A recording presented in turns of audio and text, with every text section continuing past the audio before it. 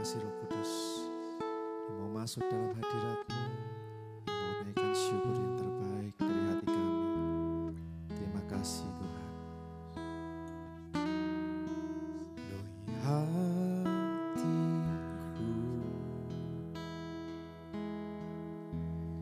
dengan hadir-Mu, ku rindu memandang wajah-Mu, oh Tuhan, di dalam kekudusan-Mu.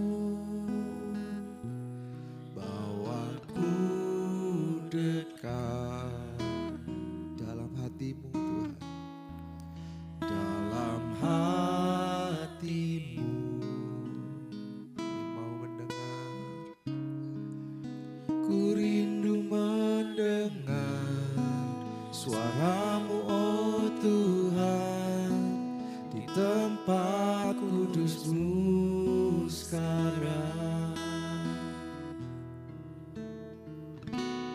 Ku rasakan kasih-Mu dan indahnya kekudusan-Mu, penuhi dengan kasih-Mu,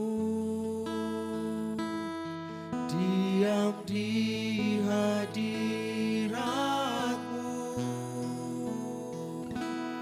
Ku mengangkat tanganku dan ku bersyukur menyembah-Mu, penuhi dengan kasih-Mu, diam di hadirat-Mu. Terima kasih Tuhan Yesus, Kau baik. Penuhi hatiku, bersama-sama katakan, dengan hadir-Mu. Rindu memandang, ku rindu memandang wajah-Mu, oh Tuhan, di dalam kekudusan-Mu. Bawaku dekat di dalam hati-Mu.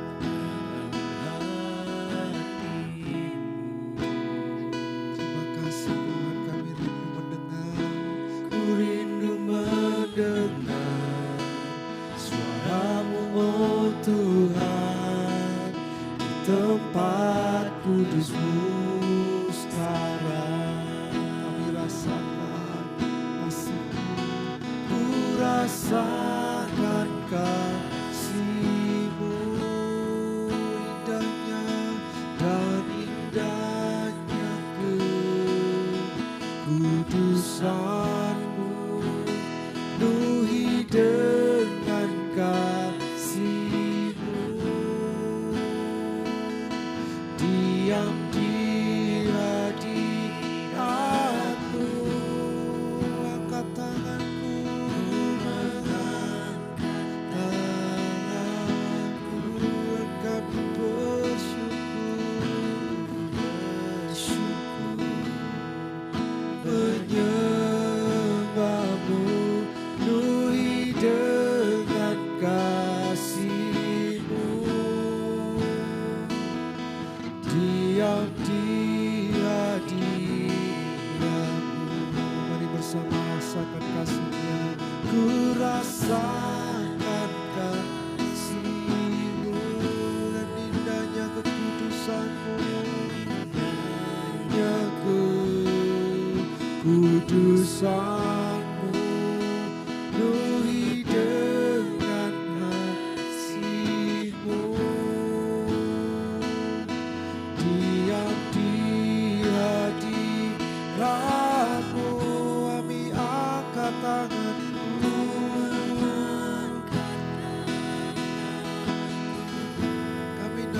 syukur kami, bersyukur menyembahmu, penuhi dengan kasih-Mu, diam di hadirat-Mu.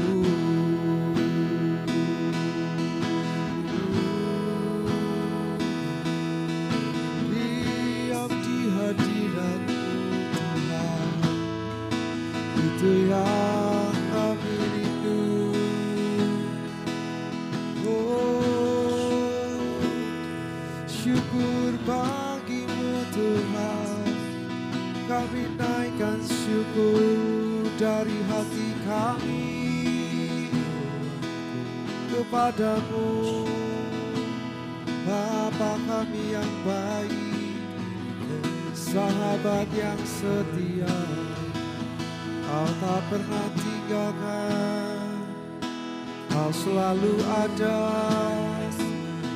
sepanjang hidup kami, setiap langkah kami, Yesus. Oh, kami naikkan sembah, kami naikkan syukur di hadapan-Mu, Bapakku yang baik, Bapa yang setia, Bapa yang ajaib, Yesus Kristus Tuhan. Kami kagum akan Engkau, kami kagum akan Engkau, kami pandang wajah-Mu, kami mendengar suara-Mu. Berbicaralah Tuhan, berbicaralah Roh Kudus. Ini kami, anak-anak yang rindu akan Kau Tuhan. Yesus, Yesus, Yesus. Terima kasih Yesus. Terima kasih Roh Kudus. Kami rasakan Engkau hadir di tengah-tengah kami Tuhan. Kami mau katakan dari hati kami, ku rasakan kasih-Mu, yes Lord, dan indahnya kekudusan-Mu, penuhi dengan kasih-Mu, diam di hadirat-Mu, ku mengangkat tanganku dan ku bersyukur menyembah-Mu, penuhi dengan kasih-Mu, diam di hadirat-Mu. Mari segenap hati nyatakan syukur-Mu. Ku rasakan kasih-Mu, indahnya Engkau dan indahnya kekudusan-Mu, penuhi dengan kasih-Mu. Kami mau diam di hadirat-Mu. Kami angkat tangan kami, aku rindu, ku bersyukur menyembah-Mu, penuhi dengan kasih-Mu, diam di hadirat-Mu, penuhi kami dengan kasih-Mu, dengan kasih-Mu, diam di hadirat-Mu, penuhi kami, penuhi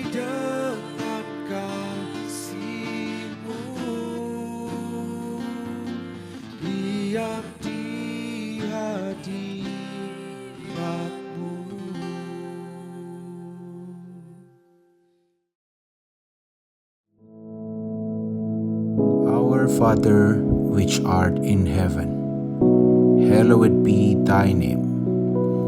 Thy kingdom come, thy will be done in earth as it is in heaven. Give us this day our daily bread, and forgive us our debts, as we forgive our debtors.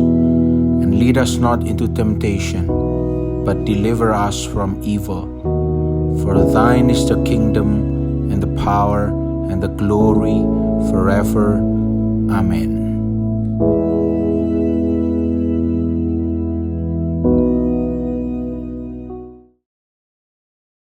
Shalom, selamat pagi Bapak Ibu Saudara sekalian.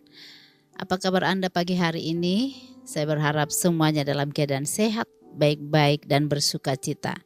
Bapak Ibu Saudara, saya akan mengajak Saudara untuk membaca firman Tuhan di dalam Galatia 6 ayat 9 dan 10. Galatia 6 ayat 9 dan 10. Ayat ini mungkin sudah sering kita baca, sudah kita hafalkan, dan ini menarik bagi kita, mengingatkan kita dalam kehidupan sehari-hari. Baik, saya akan bacakan Galatia 6 ayat 9 dan 10. Janganlah kita jemu-jemu berbuat baik, karena apabila sudah datang waktunya, kita akan menuai jika kita tidak menjadi lemah. Karena itu, selama masih ada kesempatan bagi kita, marilah kita berbuat baik kepada semua orang, tetapi terutama kepada kawan-kawan kita seiman. Saudara yang dikasihi Tuhan, firman Tuhan mengajar kita untuk berbuat baik secara terus-menerus. Saya beri judul firman Tuhan pagi ini, jangan jemu berbuat baik, ya. Setiap kita paham makna dari kata jemu, ya. Jemu itu bosan, ya. Sudah tidak ingin melakukannya lagi karena sudah terlalu sering. Tetapi di dalam berbuat baik kita diajar untuk tidak pernah merasa bosan dan tidak berhenti melakukannya. Saudara, kalau kita berbuat baik terhadap orang yang kita kasihi, itu sudah biasa, ya, dan menjadi suatu keharusan. Namun bagaimana kalau kita berbuat baik kepada orang lain, ya? Apakah saudara, apakah saya, apakah kita semuanya termasuk orang-orang yang gemar, yang suka melakukan perbuatan baik kepada orang lain? Atau sebaliknya, berbuat tidak baik. Nah, saudara, firman Tuhan mengingatkan kita semuanya untuk kita menjadi pelaku-pelaku kebaikan secara konsisten, secara terus-menerus, tidak berhenti pada satu titik atau satu keadaan, tetapi secara terus-menerus kita menjadi pelaku-pelaku firman Tuhan. Karena tadi di ayat firman Tuhan kita membaca bersama-sama, kalau kita berbuat baik itu seperti taburan, ya, di mana suatu kali kelak kita juga akan menuai, akan mendapatkan yang baik juga. Nah, perbuatan baik ini diumpamakan seperti benih yang kita tabur. Kalau di ayat lain dikatakan apa yang ditabur orang itu yang akan dituai, ya, sama dengan pertanian, ya saudara, ya. Kalau orang nabur benih cabai, maka dia akan menuai cabai. Kalau orang menabur padi, maka dia akan menuai padi juga. Nah, saudara-saudara yang dikasihi Tuhan, setiap benih yang kita tabur itu, maka kita akan mendapat tuaian. Dalam hal kebaikan, setiap kebaikan yang kita lakukan, maka kita akan menuai. Tetapi firman Tuhan mencatat, saudara, jika kita tidak menjadi lelah, ya, jika kita tidak berhenti melakukannya, maka kita akan mendapatkan upah tuaian di kemudian hari. Ya, untuk contoh tadi saya ambil seorang petani, karena cabai ini paling banyak kita temui, ya. Cabai dan harganya sangat fluktuatif, ya saudara. Nah, seorang petani cabai, ia akan merawat tanamannya dengan baik, ya. Mulai dari tabur benih, lalu menanamnya, kemudian merawat tanaman itu, kemudian menyemprot hama-hama, supaya tidak mengganggu tanaman tersebut bertumbuh. Kemudian akan terus diperhatikan, dirawat. Kalau perlu dikasih kayu untuk menopang, maka akan diberi topangan pada cabai tersebut supaya bisa berdiri dengan kokoh dan bisa berbuah dengan baik. Nah, perawatan itu dilakukan mulai dari benih sampai dia nanti musim panen, musim menuai. Dirawat dengan baik. Maka ketika dirawat dengan baik, hasilnya juga akan maksimal. Dan ketika harganya juga baik di pasar, maka si Pak Petani tadi akan merasakan kepuasan yang luar biasa. Ada rasa sukacita karena mendapatkan tuaian seperti yang diharapkan. Nah, saudara, demikian halnya dengan perbuatan kita, saudara. Perbuatan baik yang kita lakukan itu seperti benih yang kita taburkan. Suatu saat kita akan menuai. Tapi kita harus ingat, jangan berhenti di tengah jalan. Jangan berhenti berbuat baik. Dari ayat yang kita belajar tadi ada 3 hal yang kita bisa perhatikan. Yang pertama, bahwa waktu yang ada itu terbatas, ya. Firman Tuhan katakan selama masih ada kesempatan. Saudara, Alkitab mengajarkan di dalam pengkhotbah dikatakan bahwa segala sesuatu ada waktunya. Saudara bisa baca sendiri ya, pengkhotbah 3 ayat 1. Bahwa segala sesuatu di bawah matahari ini ada waktunya, saudara ya. Jadi setiap orang percaya diberi kesempatan berbuat baik selama kita masih hidup tentunya. Itulah batasan waktu yang Tuhan berikan kepada kita. Selama kita masih hidup, selama kita masih bisa untuk melakukan perbuatan baik, maka kita harus lakukan, ya. Contohnya seperti apa? Menolong orang lain. Saudara bisa menolong orang lain ketika saudara kuat tentunya. Saat saudara kuat, maka mulailah menolong orang lain. Saudara bisa memberi ketika apa? Ketika saudara mempunyai sesuatu untuk diberikan. Nah, itu adalah kesempatan yang Tuhan berikan kepada kita. Kalau saudara mempunyai lebih ya materi, maka itu adalah kesempatan untuk memberi kepada orang lain. Kalau saudara sehat, maka itu adalah satu kesempatan di mana saudara bisa mengunjungi orang yang sakit, mendoakan mereka. Ya, setiap kita punya kesempatan. Ketika saudara bisa berdoa buat orang lain, itu adalah kesempatan saudara untuk bisa datang mendoakan dan menguatkan orang lain. Dan semua perbuatan baik ini kita harus lakukan secara konsisten. Dan masih banyak lagi macam perbuatan baik lainnya. Saudara-saudara yang dikasihi Tuhan, setiap peluang yang Tuhan berikan kepada kita untuk melakukan perbuatan baik, mari kita gunakan dengan sebaik-baiknya. Sebab apa? Sebab diri orang percaya ada Kristus, ada Roh Kudus. Maka Roh Kudus itu mendorong kita semuanya untuk melakukan perbuatan-perbuatan baik yang Tuhan harapkan, yang Tuhan inginkan. Sebab itu jangan jemu berbuat baik. Meskipun, nah ini saudara ya, kenapa orang bisa jemu? Kadangkala sudah buat baik itu ada yang tidak menghargai. Ya kan, ada rasa saya sudah lakukan yang baik kok tidak dihargai. Ada saatnya juga sudah ditolong, sudah dikasihi, sudah dilindungi, tetapi malah berkhianat ya saudara, malah menjadikan saudara seperti musuh. Nah itu rasanya kan tidak enak saudara. Ada rasa kok seperti ini ya, atau merasa sudah melakukan hal yang terbaik. Sudah capek, sudah lelah ya saudara, sudah berbuat baik aja, tetapi kok hasilnya belum terlihat. Ya, firman Tuhan ingatkan, teruslah berbuat baik, tetaplah berbuat baik. Saya akan bagikan contoh-contoh orang yang berbuat baik dari Alkitab ya saudara ya. Dari Alkitab, di dalam Alkitab banyak sekali contoh orang yang berbuat baik, tapi saya hanya bagikan beberapa saja untuk mengingatkan kita saja. Di dalam Kisah Para Rasul 9. Kisah Para Rasul 9 ayat 36 sampai 40. Saudara, ini kisah tentang Dorcas. Kisah Para Rasul 9 36 sampai 40. Saya baca ya saudara, agak panjang ya. Di Yope ada seorang murid perempuan bernama Tabita, dalam bahasa Yunani Dorcas. Perempuan itu banyak sekali berbuat baik dan memberi sedekah. Tetapi pada waktu itu ia sakit lalu meninggal. Dan setelah dimandikan, mayatnya dibaringkan di ruang atas. Lida dekat dengan Yope. Ketika murid-murid mendengar bahwa Petrus ada di Lida, mereka menyuruh 2 orang kepadanya dengan permintaan, segeralah datang ke tempat kami. Maka berkemaslah Petrus dan berangkat bersama-sama dengan mereka.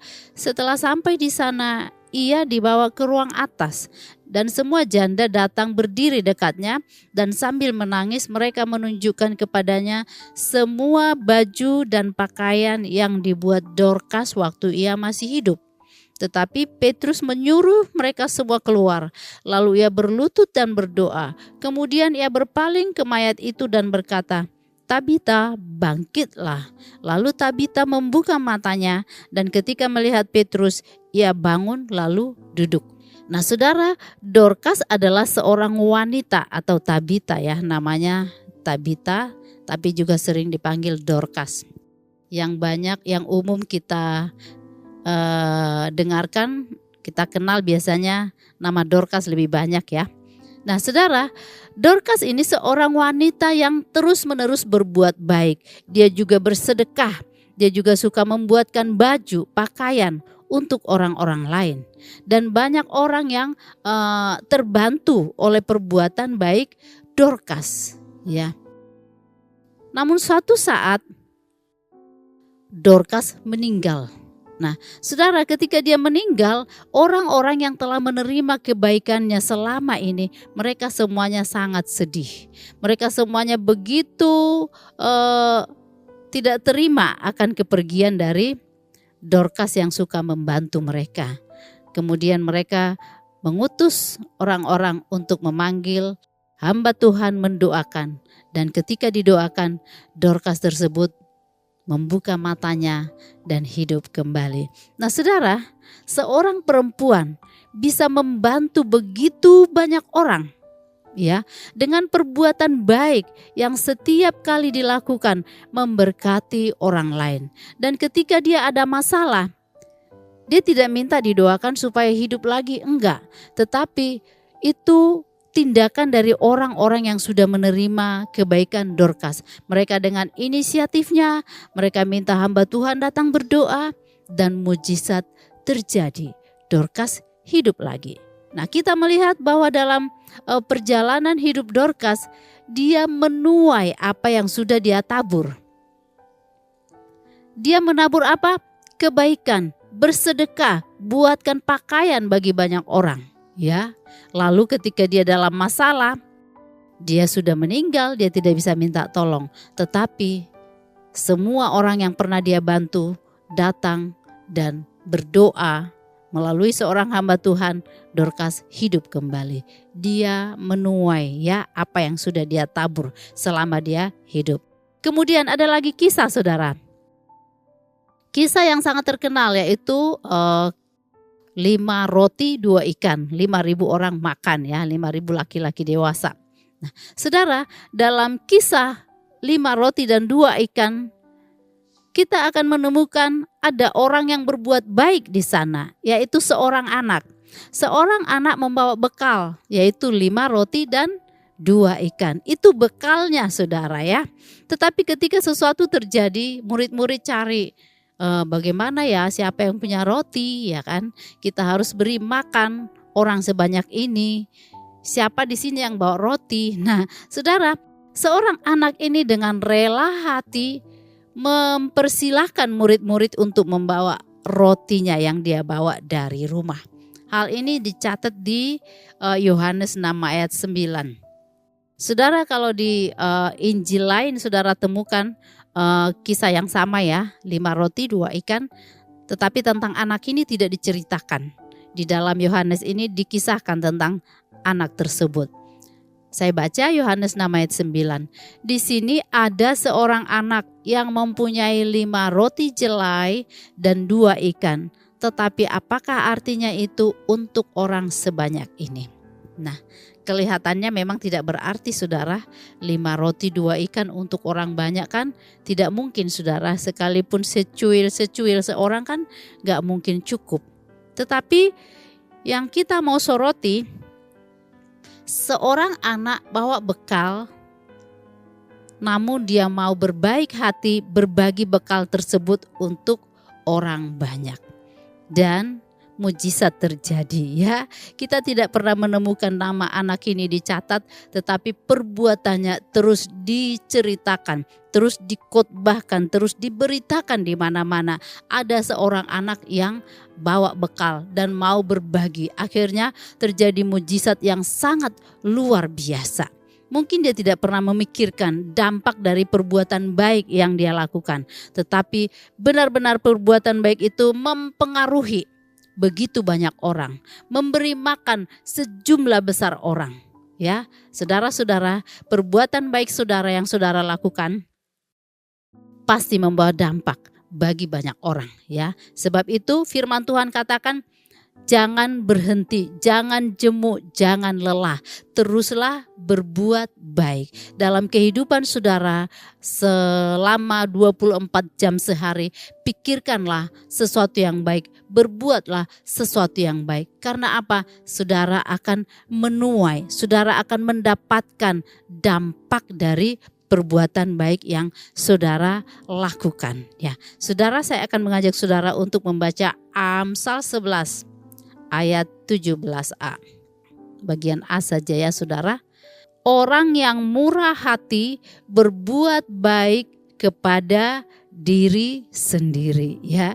Jadi segala perbuatan baik yang saudara lakukan, segala kemurahan hati yang saudara kerjakan, sebenarnya firman Tuhan bilang kita sedang berbuat baik pada diri sendiri ya.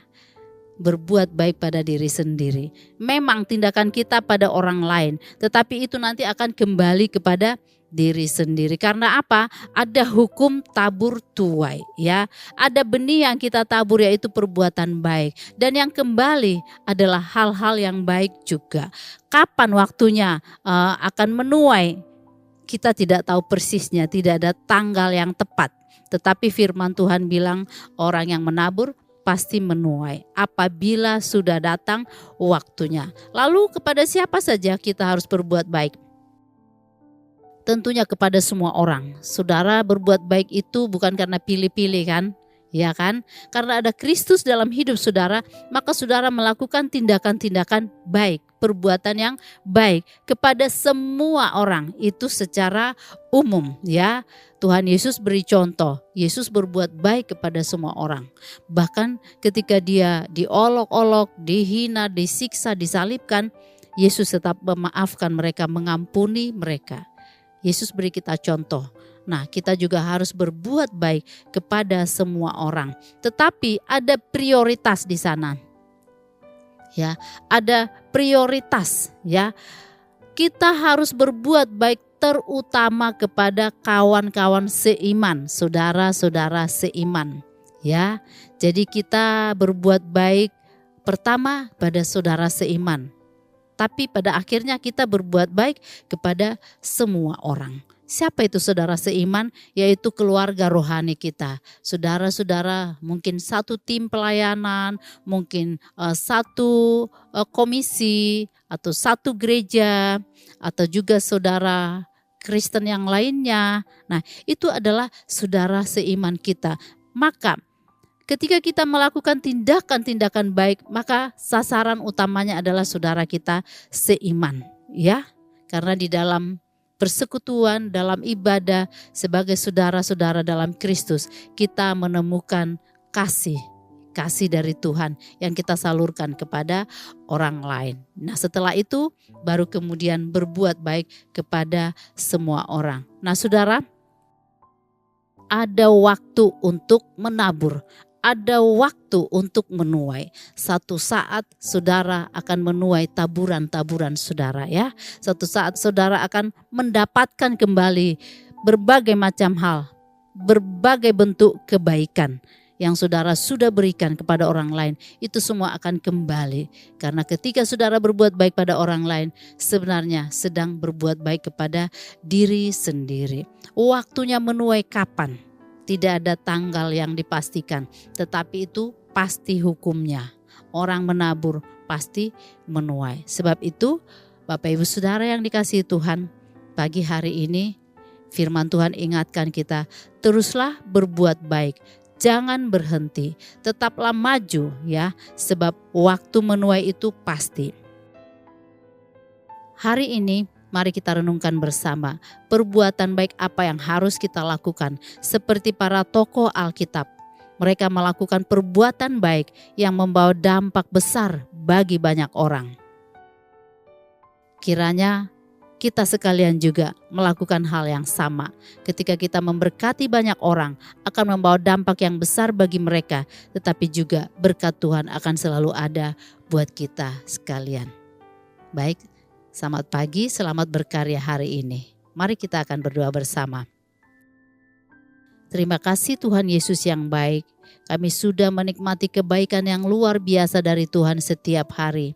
Dan hari ini juga Tuhan, kami akan berbuat baik kepada banyak orang. Berkatilah kami, biar kami memiliki sesuatu untuk kami salurkan kepada orang lain. Tuhan berkati pekerjaan umat-Mu, Tuhan berkati kesehatan umat-Mu, dan segala apa yang direncanakan, biar Tuhan campur tangan membuat semuanya berhasil. Perlindungan-Mu atas setiap kami hari ini. Tuhan bawa kami naik dan bukan turun. Tuhan memberkati kami semuanya, sekarang sampai selama-lamanya. Di dalam nama Tuhan Yesus Kristus. Haleluya. Amin.